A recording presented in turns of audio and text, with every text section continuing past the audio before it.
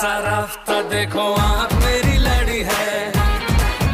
इस स्टोरी में इमोशन है, ड्रामा है, ट्रेजेडी है।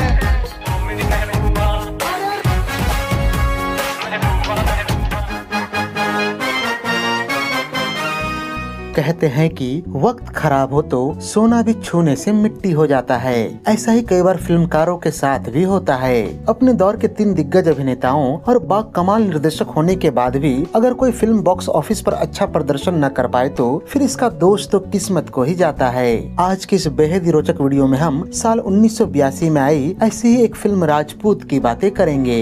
MR प्रोडक्शंस के बैनर तले इस फिल्म का निर्माण किया था मुशीर रियाज ने तथा इसके निर्देशक व कहानी लेखक थे विजय आनंद। फिल्म की पटकथा लिखी थी विजय आनंद और सूरज सनीम ने तथा संवाद लिखे थे स्वयं विजय आनंद ने। तकरीबन 2 घंटे 50 मिनट लंबी इस फिल्म को रिलीज किया गया था 16 अप्रैल 1982 को तथा इसके प्रमुख व सहायक भूमिकाओं में नजर आए थे धर्मेंद्र, राजेश खन्ना, विनोद खन्ना, हेमा मालिनी, रंजीता, टीना मुनीम, रंजीत, रहमान, नजीर हुसैन, इफ्तिखार, मोहन शेरी, इंद्राणी मुखर्जी, ओम शिवपुरी, मुराद, तेज सप्रू आदि। संगीतकार जोड़ी लक्ष्मीकांत प्यारेलाल और गीतकार आनंद बख्शी के साझे मेहनत से तैयार किए गए कुल 6 गाने इस फिल्म में रखे गए थे, जिनके बोल हैं डोली डोली हो डोली, कहानियाँ सुनाती हैं, अकेला गया था मैं के 2 वर्जन, यहीं पे हमको जीना है और भागी रे भागी ब्रिजबाला।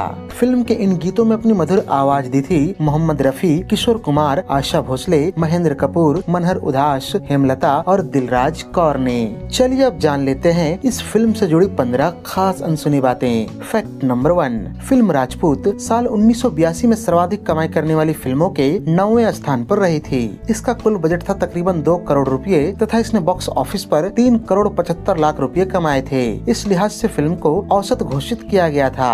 इस साल कमाई के मामले में पहले स्थान पर रही फिल्म विधाता, जिसने 8 करोड़ रुपए कमाए और ब्लॉकबस्टर कहलाई। दूसरे स्थान पर रही फिल्म प्रेम रोग, जिसने 6 करोड़ 50 लाख रुपए कमाए और सुपरहिट कहलाई तथा तीसरे स्थान पर रही फिल्म नमक हलाल, जिसने 6 करोड़ रुपए कमाए और यह भी सुपरहिट कहलाई। फैक्ट नंबर 2, 70 के दशक के मध्य में राजेश खन्ना का करियर ढलान पर चला गया। बावजूद इसके वो मल्टी स्टारर फिल्में करने को तैयार नहीं थे, क्योंकि वो मानते थे कि वो अभी भी सोलो हिट फिल्में देने में सक्षम हैं। उन्होंने अपने एक इंटरव्यू में ये तक कह डाला था कि एक घोड़ा 4 बैलों से बेहतर होता है। कुछ समीक्षक मानते हैं कि वे चाहते थे कि पूरी फिल्म उन्हीं पर केंद्रित रहे। वहीं राजेश खन्ना का यह मानना था कि उन्हें अपनी फिल्में हिट कराने के लिए किसी और अभिनेता की जरूरत ही नहीं है। पर जब 70 के दशक के अंत तक आते आते उनकी फिल्में लाइन से पिटने लगी तो उन्हें मजबूरन मल्टी स्टारर फिल्मों में काम करना पड़ा।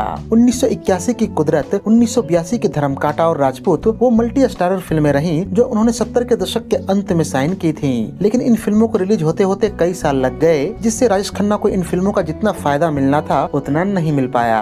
फैक्ट नंबर 3, टीना मुनीम फिल्म में एक राजकुमारी के किरदार में नजर आई थी। बहुत सारे लोगों को इस बात पर संशय था कि टीना मुनीम जैसे ग्लैमरस हीरोइन इस तरह का रोल निभा पाएंगी, लेकिन टीना मुनीम उस समय हरनाम सिंह रवेल की फिल्म दीदार यार में भी प्रिय ड्रामा किरदार कर रही थी। और उन्होंने जब टीना के काम की प्रशंसा की तो विजय आनंद अपनी चॉइस को लेकर आश्वस्त हो गए। लेकिन आखिरकार लोगों का संशय सही साबित हुआ, क्योंकि टीना मुनीम अपने किरदार में मिसफिट नजर आई और फिल्म भी औसत ही साबित हुई। इससे भी बुरा हश्र दीदार यार का हुआ, जो भारतीय फिल्म इंडस्ट्री की सबसे बड़ी फ्लॉप फिल्मों में से एक साबित हुई। फैक्ट नंबर 4, साल 1982 की फिल्म राजपूत और 1986 की फिल्म जीत में बहुत सारी समानताएं देखने को मिलती हैं। दोनों ही फिल्मों में प्रेमी प्रेमिका परिवार के विरोध के कारण बिछड़ जाते हैं और समय के साथ नायिका अपने नए पति को स्वीकार कर लेती है और दोनों का बच्चा भी होता है। दोनों ही फिल्मों में गुंडे नायिका के पति को मारकर अधमरा कर देते हैं, तब प्रेमी ना उन्हें सिर्फ बचाता है बल्कि उसके फेर में अपनी जान भी गंवा देता है। संयोग से कुछ ऐसी ही मिलती जुलती कहानी मुकद्दर का सिकंदर का भी नजर आता है। फैक्ट नंबर 5, साल 1973 की फिल्म दाग के बाद अगले 9 सालों तक राजेश खन्ना की कोई भी फिल्म 3 करोड़ रुपयों का आंकड़ा नहीं छू पाया।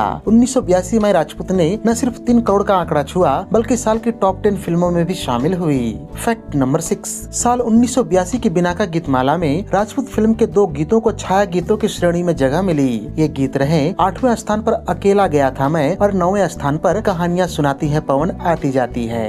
फैक्ट नंबर 7, साल 1978 की फिल्म फेयर पत्रिका ने 4 ऐसी फिल्मों की लिस्ट जारी की जो उस समय की सबसे महंगी फिल्मों में शुमार थीं और जिनसे उम्मीद थी कि वो बॉक्स ऑफिस के सारे रिकॉर्ड तोड़ देंगी। ये फिल्में थी कुर्बानी, क्रांति, राम बलराम और राजपूत। इनमें से सिवाय राजपूत के सभी फिल्में व्यावसायिक रूप से सफल रही और कुर्बानी और क्रांति तो साल की सबसे बड़ी हिट फिल्में भी साबित हुई। रोचक बात यह है कि इन चारों फिल्मों में से 2 फिल्में राम और बलराम और राजपूत विजय आनंद की फिल्में थी।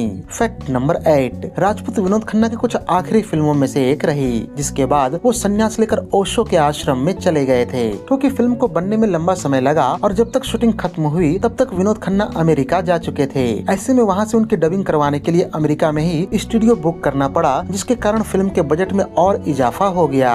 फैक्ट नंबर 9, जब रंजीता को फिल्म के लिए साइन किया गया था तो वो लैला मजनू तथा पति पत्नी और वो जैसे हिट फिल्में देकर सफलता के शिखर पर थी। उसके बाद उनका करियर डावाडोल होने लगा और राजपूत की रिलीज होते होते रंजीता बड़े बजट की फिल्मों से लगभग बाहर हो गई थी। उनके गिरते स्टारडम को देखते हुए उनका रोल भी बेहद सीमित कर दिया गया और एक अच्छा रोल होते हुए भी वो कुछ खास प्रभाव नहीं छोड़ पाई।